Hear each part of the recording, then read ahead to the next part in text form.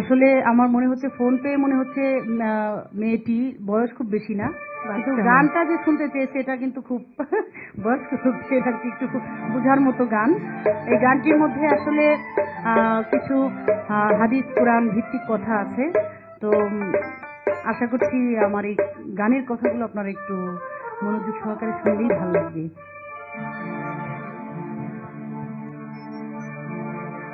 মন তুই ধরলি নামাজ আর পড়লি নামাজ সারা জীবনে ভর, নামাজি হইল না রে তো নামাজের লইলে না খবর। অনেকেই গানটা শুনে চিন্তা করেন যে কেমন গান, নামাজ ধরলাম নামাজ পড়লাম তবু নামাজ হয় না। হ্যাঁ, দলিলের মধ্যে প্রমাণ করেছে তোমার মন যদি থাকে বিভিন্ন জায়গায় সংসারের চিন্তায় দুনিয়ার চিন্তায়, আর তুমি যদি ক্যাবলামুখী হয়ে সূরা পাঠ করে সিজদা করো, সেই নামাজ আল্লাহর দরবারে কবুল হবে না। অর্থাৎ তোমার মন দেহ আত্মা সবকিছুই তখন সেই আল্লাহর ধ্যানেই থাকতে হবে, অন্য কোনো জগতে তা দেওয়া যাবে না। তাকেই বলবে নামাজ। যেমন নামাজের নিয়ত করে তুমি দাঁড়াইছো নামাজে, ও মন নামাজের নিয়ত করে তুমি দাঁড়াইছো নামাজে, এই মনটা তোমার থাকে যদি দুনিয়ারি কাজে, নামাজ হইল না রে তো নামাজের লইলি না খবর। নামাজের নিয়ত করে দাঁড়াইছো নামাজে, নামাজের নিয়ত করে দাঁড়াইছো নামাজে, মনটা তোমার থাকে যদি দুনিয়ারি কাজে, নামাজ হইল না রে তোর নামাজের লইলি না খবর, নামাজ হইল না রে তোর নামাজের লইলি না খবর।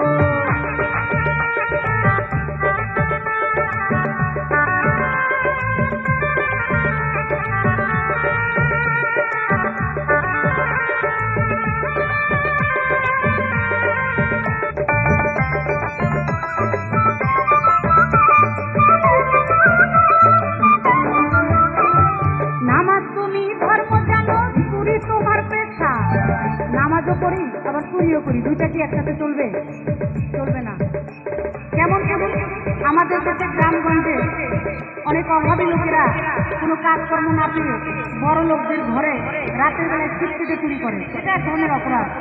তার চাইতে বড় অন্যায় অপরাধ পাপ এইটা, যারা শিক্ষিত লোক যারা ওইভাবে ঘরে রাতে ছিটকে চুরি করে না, কিন্তু দিনের বেলায় কাগজ কলম চুরি করে, তারা নামাজও বেশি বেশি করে।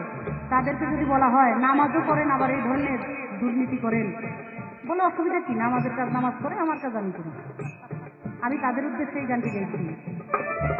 নামাজ তুমি ধর্ম জানো চুরি তোমার পেশা, নামাজ তুমি ধর্ম জানো চুরি তোমার পেশা, ওই নামাজ হইবে কবুল কেমনে করতাই আশা, নামাজ হইল না রে তোর নামাজের লইলে না খবর, নামাজ হইল না রে তোর নামাজের লইলে না খবর। আরে ধরলি নামাজ পড়লি নামাজ সারা জীবন ভর, যেমন ধরলি নামাজ পড়লি নামাজ সারা জীবন ভর, নামাজ হইল না রে তোর নামাজের লইলে না খবর, নামাজ হইল না রে তোর নামাজের লইলে না খবর।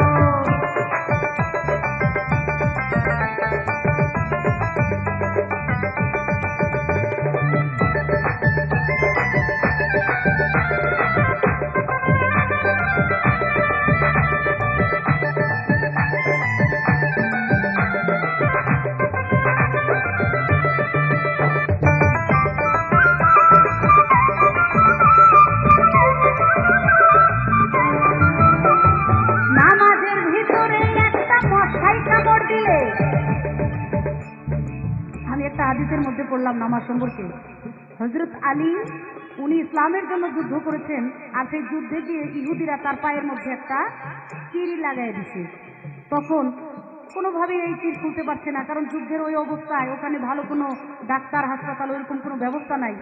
তাই সব সাহাবারা মিলে ওই চিড়টা টানাটানি করছে খোলার জন্য, খুলতে পারছে না। আলী চিৎকার করছে, ব্যথা বেদনা যন্ত্রণা।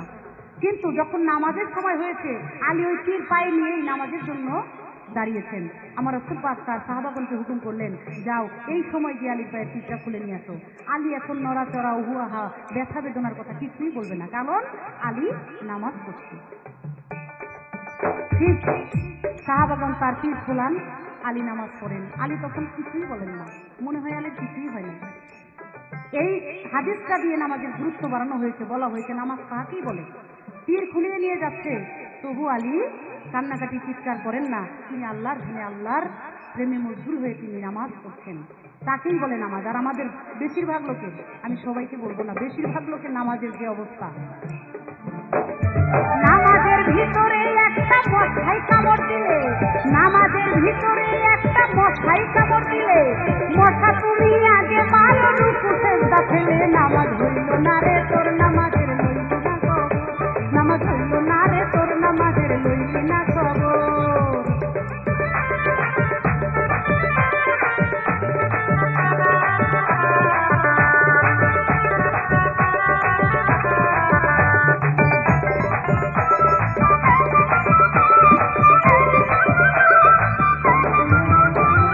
পাঞ্জাবি পায়জামা টুপি সবই তোমার সাদা, পাঞ্জাবি পায়জামা টুপি সবই তোমার সাদা, শাহ আলম ভাই থাকলেন অনেকই পরিমাণ সাদা,